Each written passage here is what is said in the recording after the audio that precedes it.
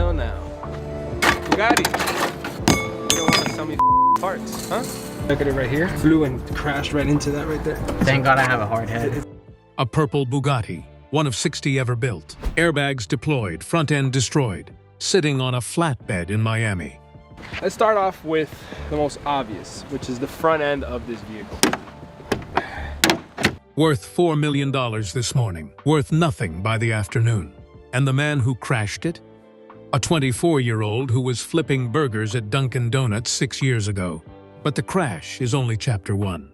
What comes next is a $1.7 million repair quote, a blacklisted vehicle identification number, a car rotting at a Florida junkyard, a 24-hour ultimatum posted to 1 million followers, and a personal Instagram direct message from the CEO of Bugatti that started with 2 words. Hey man, tonight, we are breaking down every chapter of the wildest automotive story of the year.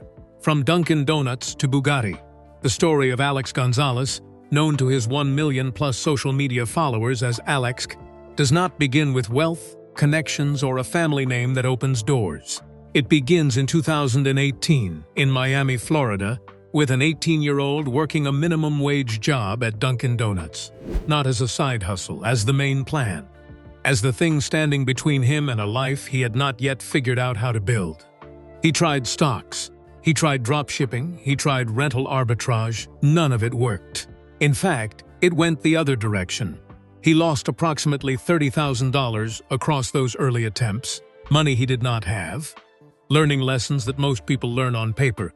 But Gonzalez learned in real losses at an age when most people are still deciding on a major. The people around him kept attending classes. He stopped. He kept working at Dunkin Donuts. When did you start all of this? I was working at Dunkin Donuts when I was 17, 18 years old. And somewhere in the middle of all of that, he found Forex trading. Forex, the foreign exchange currency markets, is not a place that rewards impatience. The failure rate among retail traders is staggering. But Gonzalez committed to it with the same obsessive focus that would later define his content. Full immersion, long hours, and a tolerance for losing that most people never develop. It took him 2.5 years to become consistently profitable. 2.5 years of working through the kind of invisible grind that nobody makes content about because there is nothing glamorous about the part of the story before it works. And then, it worked. The $50 million net worth did not arrive overnight, but by the time Gonzalez was in his early 20s, the numbers were real, and the garage was growing. Multiple Lamborghinis, McLarens, Rolls-Royces, and then the crown jewels, 2 Bugatti Chirons, not 1, 2. One of them a standard Chiron finished in baby pink, which he eventually sold to fund the purchase of a Learjet 45. Because apparently once you have a Bugatti, the natural next step is a private jet. The other, the one at the center of this story, a Chiron Pur Sport, wrapped in a custom purple shade inspired by Lamborghini's Viola Parsife, financed at $70,000 per month. $70,000 per month. In financing payments on a single car. To put that in context, that is more than many Americans earn in an entire year, going out every 30 days just to keep one vehicle in the garage. And it is the Chiron Pur Sport specifically, not the standard Chiron, because for Gonzalez, the rarest version was the only version worth having. Only 60 Pur Sports were ever produced. 60. In the entire world, his was one of them. Custom purple, one of a kind. And in his hands, it was already living dangerously before the crash even happened. This is the part of the rags to riches story that rarely gets discussed seriously. The relationship between speed of ascent and relationship with consequence. When you grind for 2.5 years, in invisible rooms losing money you do not have, you develop a certain tolerance for risk that does not simply disappear when the winds start coming. The same quality that kept Gonzalez at the trading desk when the losses were mounting is the same quality that would later have him standing on top of a $4 million carbon fiber wing to make content. Ambition and recklessness are not separate things. They are the same engine running in different gears. The destruction of a hypercar, to understand why the crash hit the way it did, why the world reacted the way it did, you have to understand what the Bugatti Chiron Pur Sport actually is. because this was not just an expensive car. This was one of the rarest production hypercars ever built, and its story with Alex Gonzalez was already controversial before anyone called an insurance company. The Chiron Pur Sport is Bugatti's answer to a question nobody asked but everyone wanted answered. What does a Chiron look like when you remove every concession to comfort and build it purely for performance? The result is a car with an 8.0-liter quad-turbocharged W16 engine producing 1,479 horsepower. This is Bugatti's new 8.3-litre V16 engine that's due to go into the successor to the Chiron. A fixed rear wing that generates so much downforce it is not adjustable. It is bolted in one position because that position is always correct. And a top speed of 217 miles per hour. It accelerates from 0 to 60 miles per hour in 2.3 seconds, 60 units ever, at a base price of $3.6 million. Alex Gonzalez owned one of those 60, and in May of 2025, while filming a video documenting his $11 million car collection. Ladies and gentlemen, today we're going to be reviewing my $11 million car collection. He introduced the world to a new level of expensive social media content. The video was supposed to be a flex, a tour of an extraordinary garage. And it was, right up until the moment Gonzalez started complaining on camera about a replacement key fob for the Pur Sport, costing $25,000. $25,000 for a key. The internet found this both outrageous and entertaining in equal measure. But then, to demonstrate just how aggressive the fixed rear wing was, to show viewers what aerodynamic engineering at this level actually looks like in person, Gonzalez climbed on top of the wing. Not stood next to it, not placed a hand on it, climbed on top and squatted. Come on, Bugatti, come on. That didn't sound good. That did not sound On a carbon fiber aerodynamic component engineered to generate downforce at 200 miles per hour. Not to support the weight of a human being performing a social media stunt. The crack that followed was audible on camera, a sound that every automotive engineer watching would have recognized immediately as the sound of money leaving a room at high speed. The repair bill for the wing alone ran into hundreds of thousands of dollars. The internet reaction was instant and merciless. This, many viewers pointed out, is what happens when you treat a $4 million engineering achievement as a prop. Gonzalez took the criticism, absorbed it, and apparently learned precisely nothing from it, because 4 months later, in September of 2025, he crashed the same car into a Japanese light truck in Miami. In fairness to the car, it never stood a chance. The Chiron Pur Sport was built for precision at extreme speeds on controlled surfaces. Miami traffic is neither precise nor extreme in the right way. The front end absorbed the full force of the collision, deployed airbags, cracked carbon fiber across multiple panels, destroyed headlights, twisted frame, hood missing. The car that had been worth $4 million in the morning was, by the afternoon, a question mark sitting on a flatbed. And when the question was answered by the insurance company a short time later, the answer was total loss. One of 60. Gone. The resurrection begins. The insurance company's total loss declaration set in motion a sequence of events that the automotive world would spend the next several months watching with a mixture of disbelief and fascination.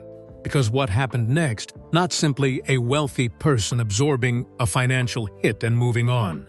What happened next was a story that exposed exactly how the ownership of a Bugatti works, and how different the rules are at this level of the market. A Bugatti technician flew from France to Miami to personally inspect the damaged Chiron Pur Sport. Not a regional representative, not a contracted assessor. A technician from France. Because when one of 60 examples of your rarest modern production car is involved in an accident, you send someone. The technician examined the carbon monocoque, the gearbox.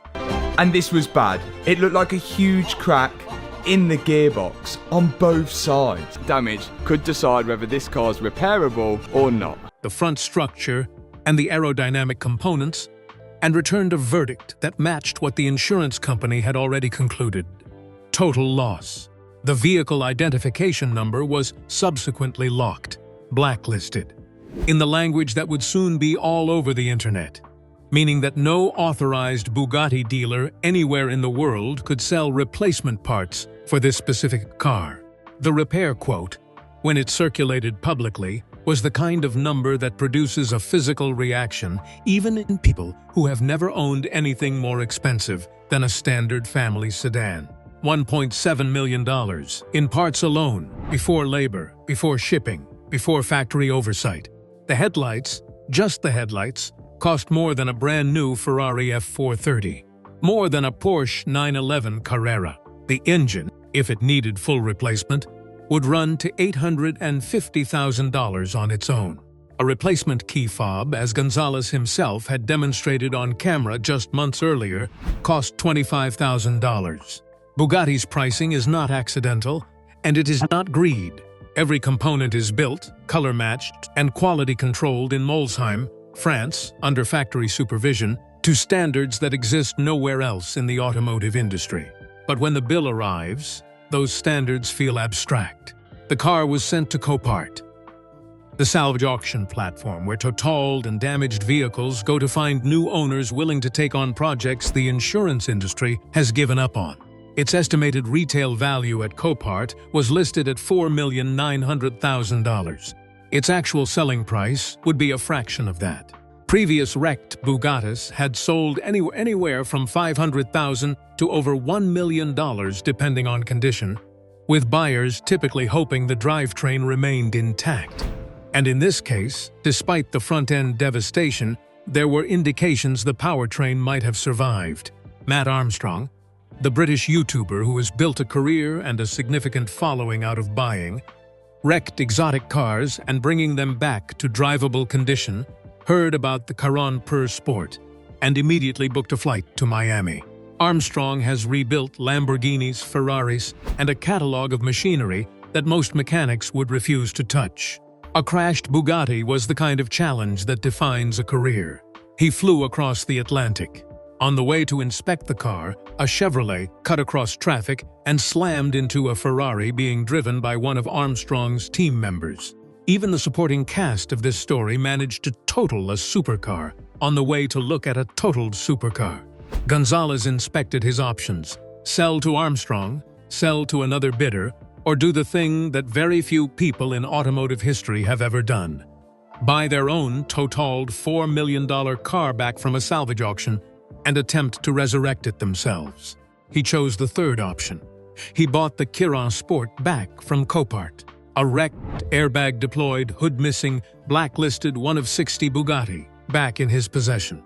And now the problem of what to do with it had just become significantly more complicated. Bugatti, you have 24 hours. The vehicle identification number blacklist was the wall. With it in place, no authorized Bugatti dealer in any country could supply parts for the repair.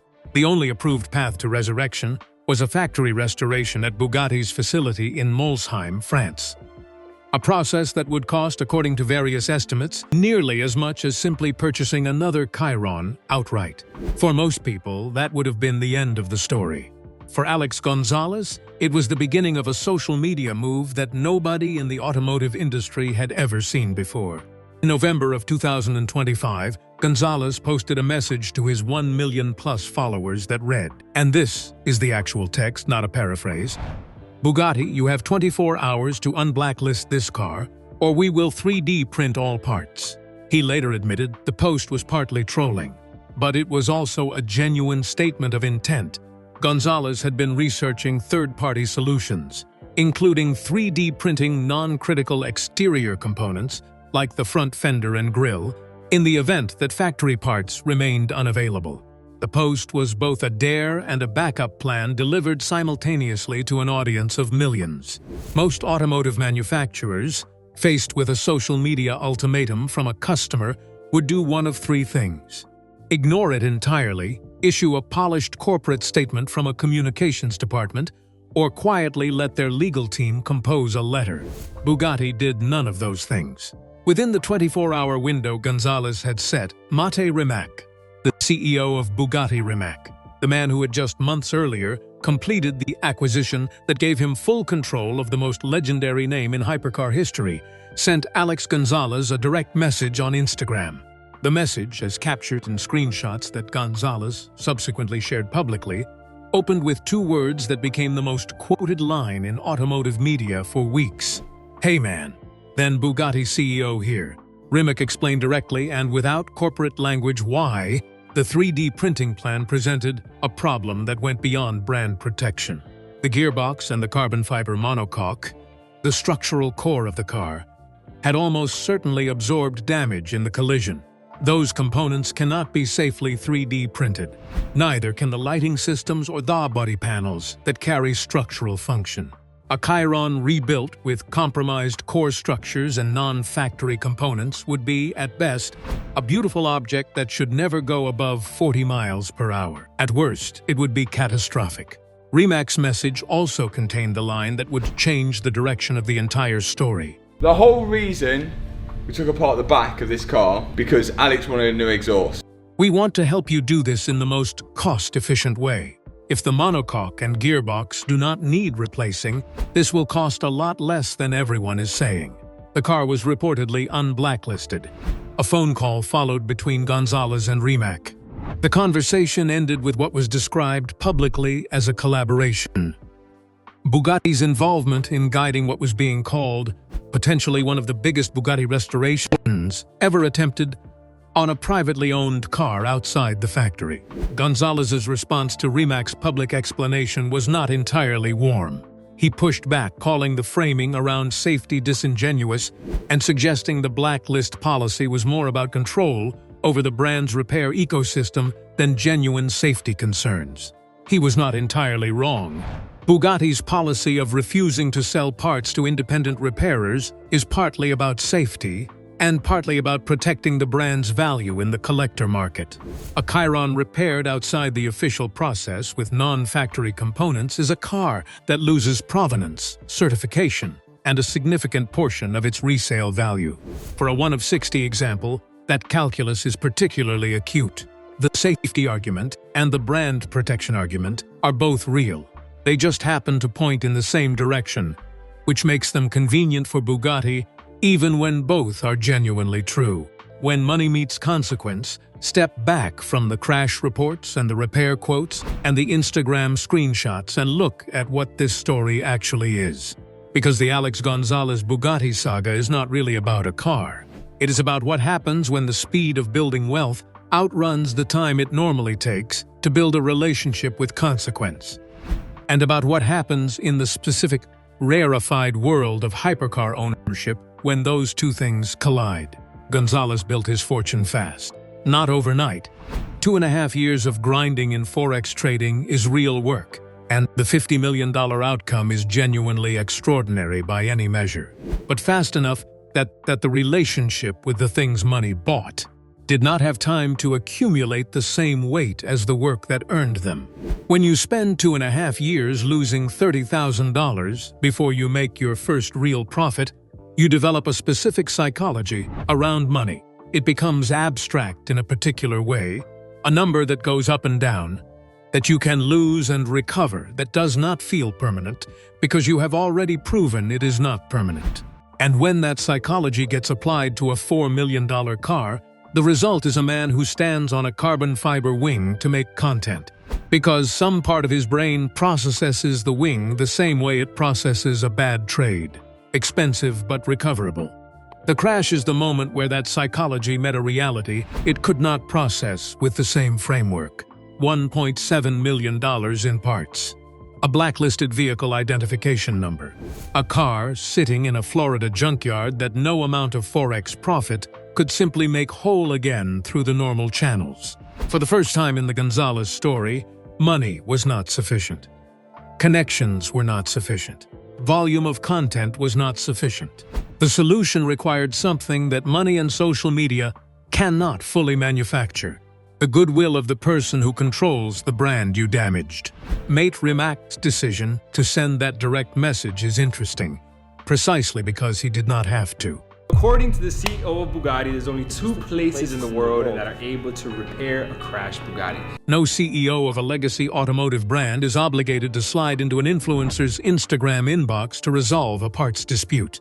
Rimac did it because the story was public, because the 3D printing threat, however partially joking, represented a genuine risk to the narrative around how Bugatti parts are controlled and repaired, and because Rimac himself has always operated with an accessibility that is genuinely unusual for someone at his level. The man who started in a garage responded to the man who started at a donut counter. There is something in that symmetry that is worth noting, even if the outcomes diverged at every subsequent step. What Bugatti's blacklist policy reveals about the economics of extreme rarity is also worth sitting with. When only 60 of something exist, the entire value proposition of that thing depends on the integrity of every one of those 60. A Chiron per sport that has been repaired with non-factory components outside the approved process, without factory certification, is no longer the same artifact as one that has not. It occupies a different category in the collector market, commands a different price, and represents a different kind of object. Bugatti's insistence on controlling repairs is not purely about safety. It is about maintaining the coherence of a market where provenance and certification are as important as performance. The headlights cost more than a Ferrari because the headlights are not just headlights. They are evidence that the car is still what it claims to be.